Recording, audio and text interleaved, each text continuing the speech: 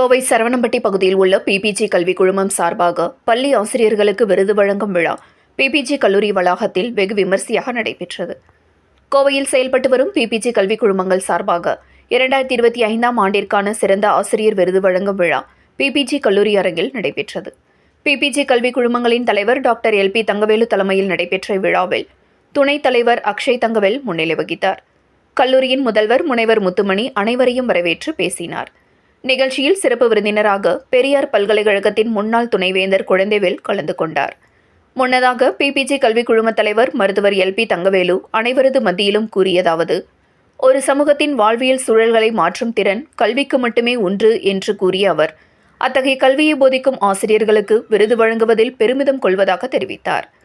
தொடர்ந்து பேசிய சிறப்பு விருந்தினர் முனைவர் குழந்தைவேலு, சமூகத்தில் மாணவர்களை நல்ல மனிதர்களாக உருவாக்குவதே ஆசிரியரின் தலையாய கடமை என்றார். விழாவில் கோவை, பொள்ளாச்சி கல்வி மாவட்டங்களைச் சேர்ந்த தனியார் பள்ளி, அரசு மற்றும் அரசு உதவி பெறும் பள்ளி ஆசிரியைகள் விருது வழங்கி கௌரவிக்கப்பட்டனர். இதில் தமிழ் மொழி, ஆங்கிலம், கணிதம், அறிவியல், பொருளாதாரம், வணிகவியல் என பல்வேறு துறை சார்ந்த 142 பள்ளிகளைச் சேர்ந்த ஆசிரியர்கள் கலந்து கொண்டு விருதுகள் பெற்றனர். நிகழ்வின் இறுதியாக தமிழ்துறை இணை பேராசிரியர் முனைவர் ஹரிதாஸ் நன்றியுரையாற்றினார் என்பது குறிப்பிடத்தக்கது.